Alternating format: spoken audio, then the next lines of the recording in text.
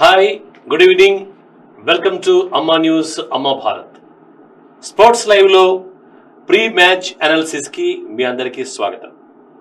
ఈరోజు group 2, group 1లో super 8 మ్యాచ్లో ఒక హై వోల్టేజ్ మ్యాచ్ అయితే జరగబోతోంది.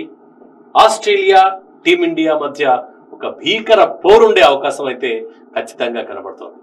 అయితే సెయింట్ లూసియాలోని డారెన్ సామి క్రికెట్ స్టేడియంలో జరిగేటటువంటి యొక్క మ్యాచ్లో మరి ఇండియా గెలుస్తుందా లేదా ఆస్ట్రేలియా గెలిచి సెమీస్కి దూసుకెళ్తుందా, అంటే సెమీస్లో అవకాశాలు లభించే విధంగా చేసుకుంటుందా, లేదా 2023 వన్డే వరల్డ్ కప్ లో ఫైనల్లో మ్యాచ్కి మరి టీమిండియా రివెంజ్ తీర్చుకుంటుందా, ఆసీస్ ని ఇండియా ఇంటికి పరిమితం చేయనుందా? ఇవన్నీ కూడా ఈరోజు మ్యాచ్ ఎలా ఉండబోతోంది, టాస్ నుంచి మ్యాచ్ విన్నింగ్ వరకు ఓవరాల్ అనాలిసిస్ చేయడం కోసం మనతో పాటు మన స్టూడియోలో ఉన్నారు క్రికెట్ అనలిస్ట్ గౌతమ్ రెడ్డి. నమస్తే అండి, welcome to Ammani studio. Good evening. So match చూస్తే ఈరోజు ఒక హై వోల్టేజ్ మ్యాచ్, ఎందుకంటే ఆస్ట్రేలియా, ఇండియా ఈ రెండు జట్లు తలపడుతున్నాయంటే ఓవరాల్ గా ప్రపంచం అంతా కూడా వీక్షించేటటువంటి ఒక అవకాశం అయితే కనబడుతుంది. అయితే మరి ఈరోజు ఎవరు టైటిల్ ఫేవరెట్, హాట్ ఫేవరెట్ గా టీమిండియానా లేదంటే ఆస్ట్రేలియానా? ఎప్పుడైతే ఆస్ట్రేలియాకి నాకౌట్ సిచ్యువేషన్ వచ్చిందో, డూ ఆర్ డై సిచ్యువేషన్ వచ్చిందో వాళ్ళు తెగించి ఆడతారు. మనం చాలా మ్యాచెస్ చూసాం, వరల్డ్ కప్ ఫైనల్ కూడా చూసాం. వాళ్ళకి ఇలాంటి సిచ్యువేషన్ వచ్చిందంటే వాళ్ళలోని తెగువని అన్నిటిని బయటకు తీసి వాళ్ళు తెగించి క్రికెట్ ఆడతారు. వాళ్ళని ఈరోజు మాత్రం చాలా చాలా చాలా చాలా చాలా డేంజరస్ టీం ఈరోజు ఆస్ట్రేలియా. మామూలు లీగ్ మ్యాచ్లో వేరేలాగా ఆడతారు. నాకౌట్ సిచ్యువేషన్ వాళ్ళకి క్రియేట్ అయింది అంటే వాళ్ళని ఆపడం చాలా కష్టం. Indian bowlers specially Bumrah, Kuldeep వాళ్ళు ఎక్స్ట్రాడినరీ బౌలింగ్ వేయాల్సి ఉంటుంది. చూస్తూనే ఉన్నాం, మనం లీగ్ మ్యాచ్లో చూసినాం. వార్నర్, హెడ్ చాలా అటాకింగ్ మూడ్లో ఉన్నారు. ఎప్పుడైతే వాళ్ళని ఒక 2 వికెట్లు స్టార్టింగ్ కొత్త బాల్తో తీసామో అప్పుడు ప్రెషర్ ఫీల్డ్. వికెట్లు తీయనంత వరకు వాళ్ళు తెగించి ఆడతారు. ఇండియాకి ఈరోజు క్లోజ్లీ ఓడిపోతే no problem, one side match ఓడిపోతే ఇండియా కూడా సెమీస్ పోయేది కొంచెం ట్విస్ట్ ఉండే ఛాన్సెస్ ఉంటాయి. అంటే నెట్ రన్ కాబట్టి అంటే టీమిండియా సాధారణంగా భారత క్రికెట్ ఫ్యాన్స్ అందరూ కూడా ఈరోజు మ్యాచ్ ఇండియా గెలవబోతుందని అంటున్నారు. ఎందుకంటే మనం సూపర్ 8లో చూసాం, ఆఫ్ఘనిస్తాన్ చేతిలో ఆఫ్ఘన్ కమాల్ అంది, ఆస్ట్రేలియా డమాల్ అంది.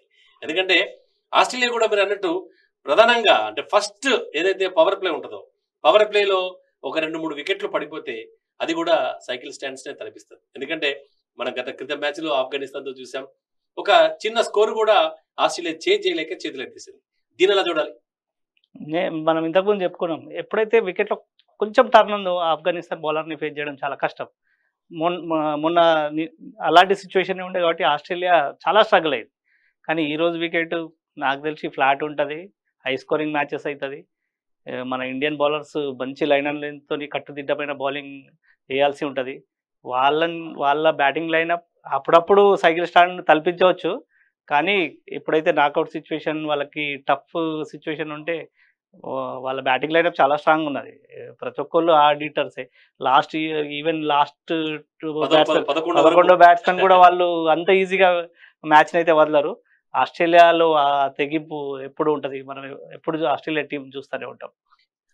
ఒక క్రికెట్ లో అంటే హాట్ ఫేవరెట్ అంటేనే ఆస్ట్రేలియా. ఎందుకంటే మీరు అన్నట్టు స్టార్టింగ్ నుంచి అంటే ఓపెనింగ్ బ్యాట్స్మెన్ మొదలు పెడితే టాప్ ఆర్డర్ నుంచి టైలెండర్స్ వరకు కూడా అందరూ ఒక పిచ్ హిట్టర్స్ మాదిరిగానే జట్టును ఆదుకుంటారు. ప్రధానంగా చూస్తే 2023 వరల్డ్ కప్ లో ఆఫ్ఘనిస్తాన్ ఇక గెలుస్తుంది అనేటువంటి ఒక సిచ్యువేషన్ లో గ్లెన్ మ్యాక్స్వెల్ విరోచిత ఇన్నింగ్స్, దాదాపుగా డబుల్ సెంచరీ కొట్టి మ్యాచ్ ను ఒంటి చేత్తో గెలిపించిన ఇంకా గుర్తుండి ఉంటుంది. దానికి ప్రతీకారం అయితే ఆఫ్ఘనిస్తాన్ తీర్చుకున్నారు. అయితే ఆ మ్యాచ్ చూస్తే అంటే లాస్ట్ మ్యాచ్ లో కూడా దాదాపు హాఫ్ సెంచరీ చేశాడు. కానీ ఓటమి తర్వాత ఆస్ట్రేలియా ఇంటి దారి పట్టింది. అంటే ఒక రకంగా మిడిల్ ఆర్డర్ లో గ్లెన్ మ్యాక్స్వెల్ మీద ఆస్ట్రేలియా పూర్తిగా ఆధారపడింది అంటారు. Definitely Maxwell one of the greatest batsmen. World క్రికెట్లో అలాంటి బ్యాట్స్మెన్ని మనం చూడలేదు. తనకి వన్డే కప్ లో క్రాంప్స్ వచ్చేసాయి, నడవడానికి కూడా వీలు పడుతూ కాలేదు, లేస్తూ లేస్తూ బ్యాటింగ్ చేయడానికి కూడా లేని టైంలో, అలాంటి టైంలో డబుల్ సెంచరీ చేసి మ్యాచ్ ని తీయడం అన్బిలీవబుల్ బ్యాటింగ్. అలాంటి బ్యాట్స్మెన్స్ ఆస్ట్రేలియాలో చాలా మంది ఉంటారు, ఒకరిని మించి ఒకరు. కెప్టెన్ మిచెల్ మార్ష్, అలాంటి బ్యాట్స్మెన్స్ అందరు ఉన్నారు. వాళ్ళ బ్యాడ్ డే ఉన్నప్పుడు కొలాప్స్ అయ్యారు మొన్న. కాకపోతే ఇలాంటి సిచ్యువేషన్ మనం ఎప్పుడు చూస్తూనే ఉంటాం. ఆస్ట్రేలియాకి ఎప్పుడన్నా tough situation, knockout situation face అయితే వాళ్ళు తెగించి ఆడతారు. అదే ఇండియాకున్న పెద్ద థ్రెట్ ఇవాళ. అంటే ఇప్పుడు ఈ రోజు వాళ్ళకి డూ ఆర్ డై మ్యాచ్ కాబట్టి, అంటే గెలిస్తేనే సెమీస్, లేదంటే దాదాపుగా సెమీస్ అసలు ముసుగుపోయినట్టు. కాబట్టి ఈ రోజు మరి అలా తెగింపుతో ఆడేటటువంటి అవకాశం ఖచ్చితంగా ఉండబోతుంది. ఎందుకంటే అటు ఇండియా కూడా అంత తేలిక వదిలిపెట్టదు, ఖచ్చితంగా రివెంజ్ తీర్చుకునేటటువంటి ఒక అవకాశం ఇండియా కూడా ఉంటుంది. అయితే ఆస్ట్రేలియా ప్రధానంగా చూసుకున్నట్టయితే ఈ గ్రూప్ మ్యాచ్ల నుంచి కానివ్వండి, లేదంటే రీసెంట్ గా సూపర్ 8 మ్యాచ్లు ప్రధానంగా ట్రావిస్ హెడ్, తర్వాత ఈ మార్కస్ స్టాయినిస్, తర్వాత ఓపెనర్ వార్నర్, తర్వాత ఇలా ఇప్పుడు నిన్న గ్లెన్ మ్యాక్స్వెల్, అంటే ఒక 4-5 బ్యాట్స్మెన్ తమ ప్రతాపం చూపించారు. ఇంకా చాలా మంది ఉన్నారు, మ్యాచ్ వేడున్నారు. అలాగే ఇక్కడ లాస్ట్ కంటే కెప్టెన్ మిచెల్ మార్ష్ ఉన్నాడు. తర్వాత మధ్యలో ఇంకొక అతను టిమ్ డేవిడ్ కూడా, టిమ్ డేవిడ్ ఆల్రౌండర్. అంటే దాదాపు ఆల్రౌండర్స్ తో సమతూకంగా, ఇంకా ముఖ్యంగా ప్రధానంగా చెప్పాల్సి వస్తే స్పిన్నర్లలో ఆడమ్ జంపా, అతని స్పిన్ కూడా ఎదుర్కోవడం చాలా కష్టమని అంటుంటారు. ఎందుకంటే దాదాపుగా టర్న్ అయ్యేటటువంటి ఒక పిచ్ ఏదైతే, అంటే కాస్త టర్న్ కనుక లభించినట్టయితే పిచ్ పైన ఆడమ్ జంపా చాలా డేంజరస్ గా మారే అవకాశం ఉందా? డెఫినెట్. జాంపా దగ్గర ఉన్న స్పెషాలిటీ ఏంటంటే బాల్ ని తను లూప్ చేయడు, ఫ్లాట్ గా వేస్తూ ఉంటాడు. బ్యాట్స్మెన్ కి ఎలివేషన్ దొరకదు సిక్స్లు కొట్టడానికి. స్పెషల్లీ కోహ్లీతో ఎప్పుడున్న జాంపా అప్పర్ హ్యాండ్ ఉంది. 7-8 టైమ్స్ అవుట్ చేశారు. మళ్ళీ తన గుగ్లీని పిక్ చేయడం, బ్యాకప్ ద హ్యాండ్ వేస్తూ ఉంటాడు. అది పిక్ చేయడం కూడా బ్యాట్స్మెన్ కొంచెం డిఫికల్ట్. ఆర్మ్ స్పీడ్ ఫాస్ట్ ఉంటుంది, ఫ్లాట్ వేస్తూ ఉంటాడు, ఫ్లిప్పర్స్ ఎక్కువ వేస్తాడు. T20లో ఎప్పుడైతే ఫ్లైట్ వేస్తారో ఆ ఫ్లైట్ వేసే బౌలర్కి హిట్ చేసే ఛాన్సెస్ ఎక్కువ ఉంటాయి. కానీ ఈ జాంపా అలా కాదు, ఫ్లాట్ వేస్తాడు, లూప్ ఇయ్యాడు, ఫ్లిప్పర్స్ ఎక్కువ వేస్తూ ఉంటాడు, లెఫ్ట్ హ్యాండ్ రాగానే గుగ్లీస్ వేస్తూ ఉంటాడు. జాంపాతో చాలా కేర్ఫుల్గా ఉండాల్సి వస్తుంది. మళ్ళీ ఇంకో లెఫ్ట్ హ్యాండ్ స్పిన్నర్ మొన్న ఆడిండు, పేరు వస్తలేదు, ఆ స్పిన్నర్ కూడా బాగానే ఉంటాడు, బ్యాటింగ్ కూడా చేస్తాడు, లెఫ్ట్ హ్యాండ్ బ్యాటింగ్. అయితే అంటే ఇప్పుడు ఒక రకంగా చూస్తే స్పిన్నర్లు అనేది దీటుగా ఎదుర్కొనే సత్తా అయితే టీమిండియాకు ఉంది. ఎందుకంటే టీమిండియా బ్యాట్స్మెన్లు చూసినట్టయితే మొత్తం, అంటే దాదాపు ఇప్పుడు ఆస్ట్రేలియా ఎలా ఉందో టీమిండియా కూడా 11 మంది మ్యాచ్ విన్నర్లు అని చెప్పొచ్చు. అవును, డెఫినెట్లీ. మనం ఇంతకుముందే చెప్పాం, టీమిండియా కూడా ఆల్రౌండర్లకు పెద్ద పీట వేసి ఎక్కువ ఆల్రౌండర్ని టీంలో ఉండేలాగా చూసుకున్నదని మనం ఇంతకుముందు కూడా చెప్పాం. ఆల్రౌండర్లు ఇంపార్టెంట్ రోల్ పోషిస్తారు, ఎస్పెషల్లీ షార్ట్ ఫార్మాట్ T20 మ్యాచ్లో. అందుకే రెండు టీంలు చాలా స్ట్రాంగ్. మా ఇండియాని తక్కువ అంచనా వేయడానికి లేదు. ఇండియా కూడా చాలా మంచి టీము. ఆస్ట్రేలియన్ తనదైన రోజు వన్ సైడ్ ఓడగొట్టే ఛాన్సెస్ ఉన్నాయి. మళ్ళీ బౌలింగ్లో ఇండియా బౌలింగ్లో చాలా వెరైటీస్ ఉన్నాయి. బుమ్రా, హర్షదీప్ సింగ్, మళ్ళీ స్పిన్నర్స్, ఆల్రౌండర్స్ ఇద్దరు, శివం దుబే, హార్దిక్ పాండ్యా మనం ప్రతిసారి అనుకుంటాం వస్తున్నాడు, ప్రతిసారి బ్రేక్ త్రూ ఇస్తున్నాడు. మొన్న మ్యాచ్లో కూడా చూసాం. మళ్ళీ మిడిల్ ఓవర్లో కుల్దీప్ యాదవ్, రవీంద్ర జడేజా, అక్షర్ పటేల్ ఉండనే ఉన్నారు. టీం రెండు బ్యాలెన్స్లే ఉన్నాయి, రెండు ఈక్వల్ టీంలు ఉన్నాయి. ఎవరిది డే ఉంటే, లక్ కొంచెం ఫ్యాక్టర్ ఉంటే వాళ్ళు ఈరోజు డెఫినెట్ గా గెలిచే ఛాన్సెస్ 100%. మీరు అన్నట్టు T20 మ్యాచెస్ లో గేమ్ తో పాటు కాస్త లక్ కూడా సాధ్యం. అటు టాస్ కావచ్చు, లేదంటే వర్షం కావచ్చు. ఎందుకంటే అన్ని ఫ్యాక్టర్స్ ఉంటాయి. ఒక మ్యాచ్ గెలవాలంటే ఆల్ ఫ్యాక్టర్స్ ఆ ప్లస్ అయితేనే మ్యాచ్ గెలుస్తుంది. ప్రధానంగా T20. నెక్స్ట్ మ్యాచ్ వన్డే అంటే డిఫరెంట్. అయితే ఈ రోజు అంటే బౌలింగ్ విషయానికి వస్తే ఇండియా బౌలర్స్ లో ప్రధానంగా బుమ్రాని, అంటే ఒకవేళ కనుక టాప్ అంటే ఫస్ట్ పవర్ ప్లే అవుతుందో, పవర్ ప్లేలో బుమ్రా బౌలింగ్ ఎదుర్కోవడానికి ఆస్ట్రేలియా బ్యాట్స్మెన్ ఇబ్బంది పడే అవకాశం ఉందా? చాలా చాలా చాలా ఎక్కువ ఇబ్బంది. ఎందుకంటే డేవిడ్ వార్నర్ వికెట్స్ కొంచెం విడితో తీసుకొని ఆడడానికి ట్రై చేస్తారు. ఎప్పుడైతే బుమ్రా రౌండ్ ద వికెట్ వచ్చి ఇన్స్వింగ్ చేస్తారో వాళ్ళ ఇన్స్వింగ్ ని ఫేస్ చేయడం కష్టం ఉంటుంది. వాళ్ళు ప్రతి బాల్కి కొంచెం విడత తీసుకొని హ్యాండ్స్ మూవ్ చేయడానికి ట్రై చేస్తారు. కాబట్టి రౌండ్ ద వికెట్ వచ్చి బుమ్రా ఇన్స్వింగ్స్ వేస్తాడు. వాటితోని చాలా ప్రాబ్లం. ఒకవేళ ఈరోజు బుమ్రా కరెక్ట్ స్పాట్లో వేసి ఇస్తే వాళ్ళని ఇద్దరిని అవుట్ చేసే ఛాన్సెస్ చాలా ఎక్కువ ఉన్నాయి. అయితే ఇప్పుడు మిగతా ఎవరైతే మీడియం పేసర్స్ ఉన్నారో, మీడియం పేసర్ ప్రధానంగా స్లోవర్ వన్స్ వేస్తున్నారు, హాఫ్ కట్టర్స్ వేస్తున్నారు. ఈ స్లోవర్ వన్స్ కూడా అంటే ఎదుర్కోవడం చాలా కష్టమా? చాలా చాలా కష్టం. ఎస్పెషల్లీ బుమ్రా లాంటి బాల్. బుమ్రా వస్తాడు ఇలా ఆ చేతిని లాస్ట్ మూమెంట్లో జస్ట్ రిస్ట్ రోల్ చేస్తూ ఉంటాడు, ఫింగర్స్ రోల్ చేస్తూ ఉంటాడు. బుమ్రాని పిక్ చేయడం ఈ వరల్డ్ జనరేషన్లో చాలా మందికి ఇబ్బంది అవుతుంది. మనం అన్ని చూస్తున్నాం. ఎప్పుడైతే బుమ్రా కటర్స్ వేస్తాడో మళ్ళీ ఎట్ ద సేమ్ టైం అదే యాక్షన్లో సీమ్ మీద బౌలింగ్ చేస్తూ ఉంటాడు. అందుకే బ్యాట్స్మెన్ పిక్ చేయడం, బుమ్రాని పిక్ చేయడం చాలా కష్టమవుతుంది. ఇక స్పిన్నర్స్ విషయానికి వస్తే సిరాజ్ స్థానంలో కుల్దీప్ తీసుకున్న తర్వాత కొంత ప్లస్ అయితే అయింది. ఎందుకంటే ఇక 2 మ్యాచ్ల్లో చూసాం. 2 మ్యాచ్ల్లో కూడా చక్కగా 2 వికెట్స్ చొప్పున కుల్దీప్ యాదవ్ తీసుకున్నాడు. ఈ రోజు కుల్దీప్ యాదవ్ పాత్ర ఎలా ఉండబోతాం?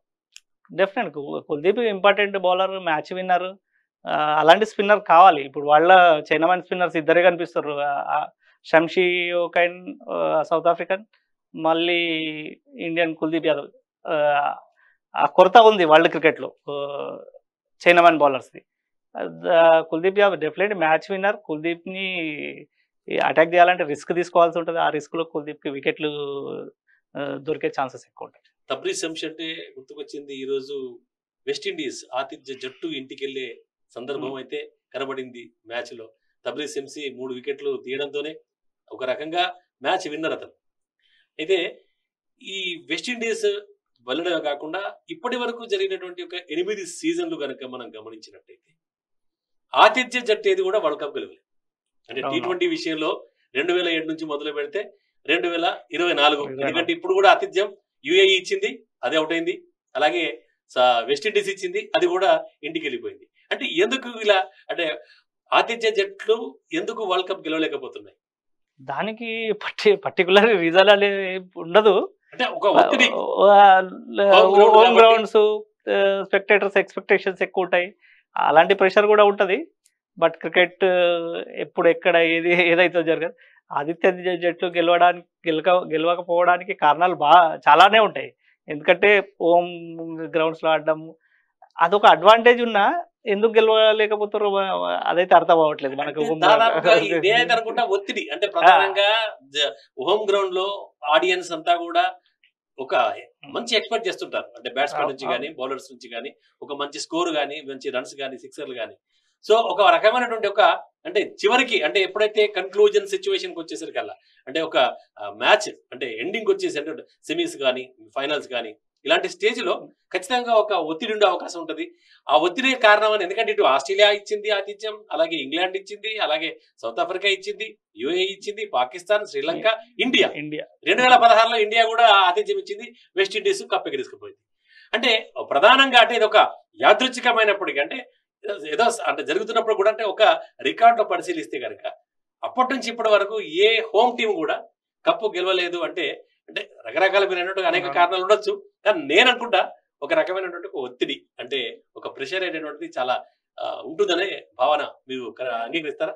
డెఫినెట్. ఎందుకంటే ఇండియన్ లాంటి టీంకి హోమ్ గ్రౌండ్లో ఆడడం అంటే చాలా ప్రెషర్తో కూడుతుంది. మనం చూసాం వన్డే వరల్డ్ కప్లో నాన్ స్టాప్గా అన్ని మ్యాచెస్ గెలుచుకుంటూ వచ్చారు ఫైనల్ దాకా. ఫైనల్ రాగానే ఒకేసారి హై ప్రెషర్ క్రియేట్ అయిపోయి బ్యాటింగ్ ఫ్లాప్ అవ్వడం, బౌలింగ్ లీగ్ మ్యాచ్లో సెమీస్లో వేసినట్టు వేయకపోవడం, అలాంటి ప్రెషర్ ఇండియన్ సబ్ కాంటినెంట్ టీమ్స్కి అయితే చాలా ఎక్కువ ఉంటుంది.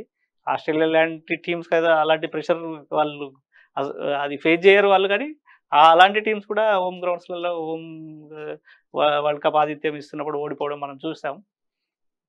అది కంటిన్యూ అలాగే అవుతుంది ఇంకా. కానీ India Australia head to head T20s చూస్తే కనుక ఇండియానే పై చేయాలి.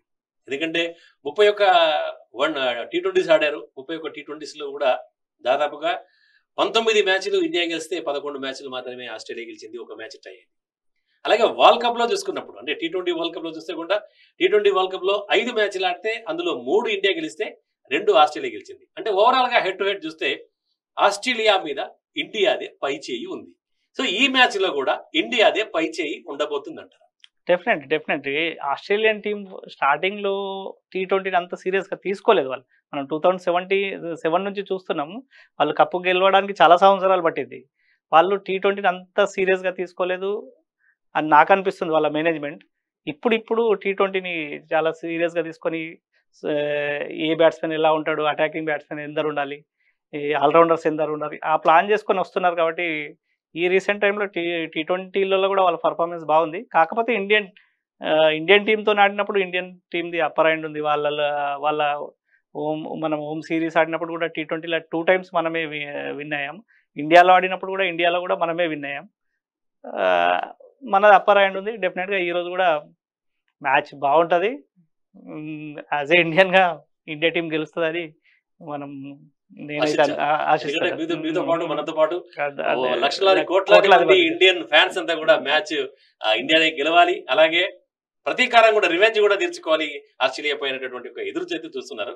అయితే ప్రధానంగా ఈరోజు ఇక మ్యాచ్ విషయానికి వస్తే సెయింట్ లూసియా డారెన్ సామి క్రికెట్ స్టేడియం పిచ్ రిపోర్ట్ కనుక చూసినట్టయితే ఆ పిచ్ రిపోర్ట్ అంటే బ్యాటింగ్ ఫ్రెండ్లీగా ఉండే అవకాశం ఉంది అన్నట్టుగా సమాచారం అంతా ఉంది.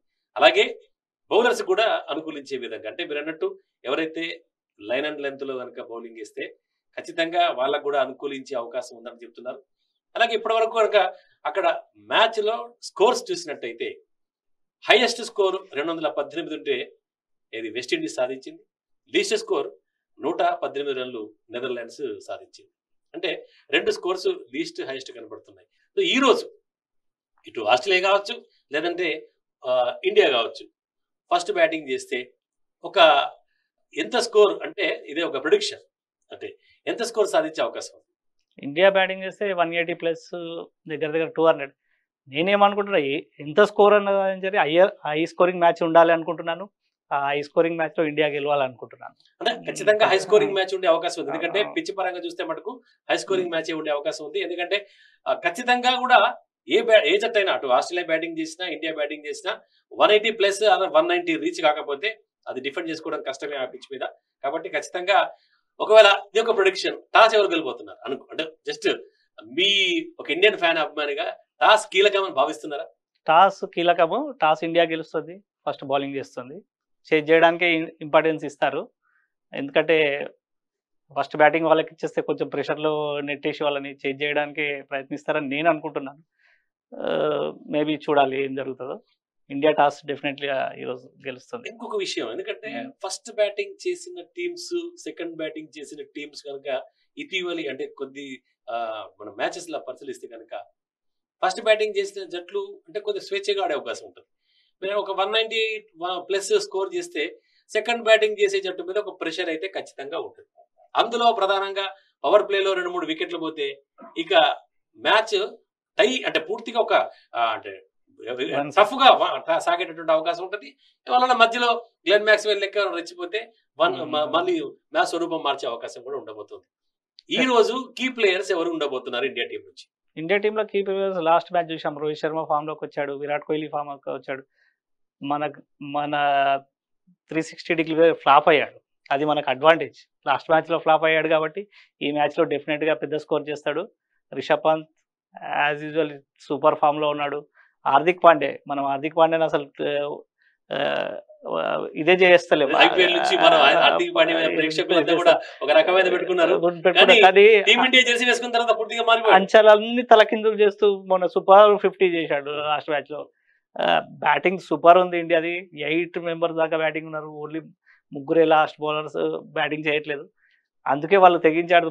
మనం చూస్తున్నాం లీగ్ మ్యాచ్ నుంచి మన 6-7 వికెట్లు పడతారు. అంటే అంత ఓపెన్ గా అంత తెగించేసి ఆడుతున్నారు. నేను అవుట్ అయినా పర్లేదు, ఇంకొకళ్ళు ఉన్నారు అన్నట్టు. ముందు అలా ఉండకపో సిచ్యువేషన్, ఆచితూచి ఆడి కొంచెం రన్ రేట్ స్కోర్. ఇప్పుడు అలా కాదు, వచ్చిన బ్యాట్స్మెన్ వచ్చినట్టు కొడుతున్నారు. బ్యాటింగ్ ఎక్కువ ఉంటే అది అడ్వాంటేజ్. నేను అవుట్ అయినా ఇంకోళ్ళు ఉన్నారు. సడన్ గా 2 వికెట్లు పడితే మళ్ళీ కొంచెం ఆచితూచి ఆడి ఇన్నింగ్స్ ని బిల్డ్ చేస్తున్నారు. అది టీమిండియా ఈసారి వరల్డ్ కప్ లో చాలా స్ట్రెంగ్త్ గా కనిపిస్తుంది నాకు. మా అంచనా ప్రకారం, అంటే మేము వేసిన అంచనా ప్రకారం అయితే టీం ఇండియా 11 ప్లేయర్స్ అయితే రోహిత్ శర్మ, అలాగే విరాట్ కోహ్లీ, పంత్, సూర్యకుమార్ యాదవ్, హార్దిక్ పాండ్యా, జడేజా, అక్షర్ పటేల్, బుమ్రా, హర్షదీప్ సింగ్, ఇలా చెప్తున్నాం. మీ వైపు నుంచి అంటే మీ ప్రొడిక్షన్ ప్రకారంగా ఏమైనా టీమిండియాలో మార్పు జరిగే అవకాశం ఉందా? లేదు, మార్పు అసలు మార్పు ఎక్స్పెక్ట్ చేయడానికి లేదు. అన్లెస్ ఎవరైనా ఇంజురీ అయ్యి సీరియస్ ఇంజురీ అయితే తప్ప విన్నింగ్ కాంబినేషన్ చేంజ్ చేసే క్వశ్చనే లేదు. అదే టీంతో ఆడుతుంది. అంటే ఏదైనా ఓపెనింగ్ మారే అవకాశం ఏమైనా కనబడుతుంది? లేదు లేదు అస్సలు ఈ టైంలో అయితే అస్సలు అలాంటి ఎక్స్పెరిమెంట్ ప్రయోగాలు చేయరు. అస్సలు చేయరు. ఎందుకంటే లాస్ట్ టైం చూసాము ఇద్దరు ఫామ్లోకి వచ్చారు సీనియర్ ప్లేయర్లు. ఆ ఫామ్ని కంటిన్యూ చేస్తారు వాళ్ళు. విరాట్ కోహ్లీని చూసాం 3 బ్యూటిఫుల్ సిక్సెస్ కొట్టాడు. రోహిత్ శర్మ అటాకింగ్ తనదైన స్టైల్లో ఆడుతున్నాడు. ఎలాంటి చేంజెస్ జరగవు. ఒకవేళ ఏదైనా చేంజెస్ జరిగితే ఏదైనా ప్రాక్టీస్లో ఏదైనా బ్యాట్స్మెన్ ఇంజురీ అయితే తప్ప చేంజెస్ ఏమి ఉండవు ఈరోజు. అన్నట్టు క్రితం మ్యాచ్ లో కనుక మనం 190 స్కోర్ చేసినప్పుడు చూస్తే ఒక సూర్యకుమార్ యాదవ్ తప్ప మిగతా అందరూ కూడా చక్కగా రాణించారు. ఎందుకంటే ఓపెనింగ్ రోహిత్ శర్మ నుంచి మొదలు పెడితే ఇటు హార్దిక్ పాండ్యా వరకు కూడా హార్దిక్ పాండ్యా సరైన టైంలో ఒక 50 కొట్టి మ్యాచ్ కి ఒక మంచి బూస్టప్ ఇచ్చాడు. సో అంటే అందరూ కూడా మంచి ఫామ్ లో ఉండడం మనకైతే ఒక ప్లస్ పాయింట్ టీమిండియాకి. అలాగే ఆస్ట్రేలియాలో చూస్తే బ్యాటింగ్ విషయంలో కీ రోల్ ప్లే చేసే అవకాశం ఎవరు కనబడుతున్నారు? ఇద్దరు ఓపెనర్స్, హెడ్ అండ్ వార్నర్. దాని తర్వాత మిచెల్ మ్యాక్స్ నుంచి బ్యాట్ నుంచి స్కోర్ రాలే. మిచెల్ మ్యాక్స్ చాలా డేంజరస్ ప్లేయర్. మళ్ళీ యాజ్ యూజువల్ మ్యాక్స్వెల్. బ్యాటింగ్ చాలా ఉంది వాళ్ళది, బ్యాటింగ్ చాలా ఉంది. టైలెండర్స్ బౌలర్స్ కూడా పెద్ద పెద్ద సిక్స్లు కొట్టి team David, Matthew Wade wicket keeper batsmen చాలా స్ట్రాంగ్ ఉంది టీం. ఇండియా టీం కూడా అలాగే ఉంది. 2 టీంలు బ్యాలెన్స్గా ఉన్నాయి, బౌలింగ్ కానీ బ్యాటింగ్ కానీ 2 టీంలు బ్యాలెన్స్ ఉంది. ఈ రోజు మ్యాచ్ వెరీ ఎక్సైటింగ్.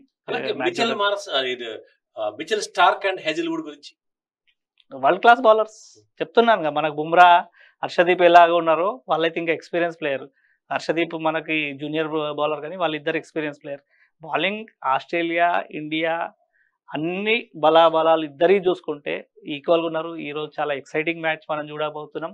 ఆ ఎక్సైటింగ్ మ్యాచ్లో ఇండియా గెలుస్తుందని ఆశిద్దాం. చివరిగా సెయింట్ లూసియా డరన్ సామి క్రికెట్ స్టేడియంలో ప్రజెంట్ ఈరోజు చూసినట్టయితే వాతావరణం చూసినట్టయితే ఒకసారి అప్పుడే అంటే గంటకు వాతావరణం మారుతున్నట్టుగా సమాచారం అవుతుంది.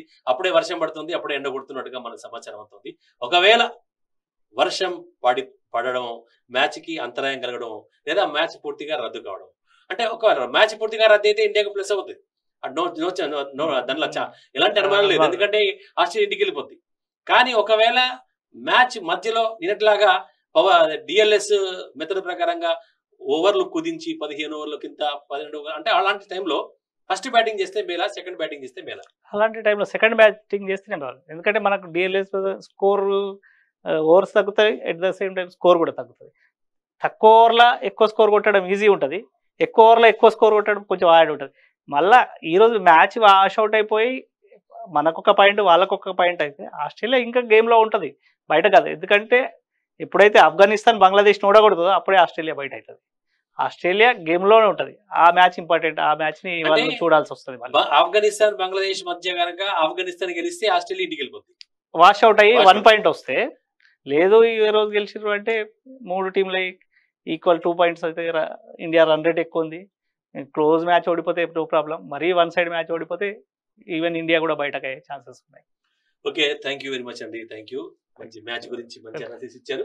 అది ఇక మ్యాచ్ చూసినట్టయితే ఈ రోజు మనకు ఒక రసవత్తరంగా చాలా ఇంట్రెస్టింగ్ గా సాగే అవకాశం ఉంది అన్నట్టుగా మనకు సమాచారం అందుతుంది. ఎందుకంటే అంటే చెప్పినట్టుగా ఒకవేళ 2 జట్లలో కూడా ఇటు టీమిండియా అటు ఆస్ట్రేలియా 2 జట్లలోనూ చాలా కీ ప్లేయర్స్ ఉన్నారు. ఎందుకంటే ఇటు బౌలింగ్ లో కానీ బ్యాటింగ్ లో కానీ దుమ్ము రేపేటటువంటి ఒక బ్యాట్స్మెన్ బౌలర్స్ ఉన్నారు. కాబట్టి ఫస్ట్ నుంచి లాస్ట్ వరకు మ్యాచ్ అయితే రసవత్తరంగా సాగే అవకాశం ఉంది. ఒకవేళ వరుణుడు కరుణిస్తే, లేదంటే మ్యాచ్ రద్దయితే ఇండియాకి 1 పాయింట్, ఆస్ట్రేలియాకి 1 పాయింట్ ఉండే అవకాశం ఉంటుంది. ఇండియా నేరుగా సెమీస్కి వెళ్లే ఛాన్స్ అయితే కనబడుతున్నది. ఒకవేళ మ్యాచ్ సాగాలని, పూర్తి రసవత్తరంగా సాగాలని, ఇండియా గెలవాలని అటు ఫ్యాన్స్ తో పాటు ఇటు మన క్రికెట్ అనలిస్ట్ కూడా కోరుకుంటున్నారు. ఇది ఈరోజు స్పోర్ట్స్ స్పెషల్ అనాలిసిస్. సో రేపు ప్రసారమయ్యే మరో కార్యక్రమంలో మరో గెస్ట్ తో మళ్ళీ కలుసుకుందాం. అంతవరకు చూస్తూనే ఉండండి అమ్మా న్యూస్, అమ్మా భారత్, జనం కోసం నిజం కోసం.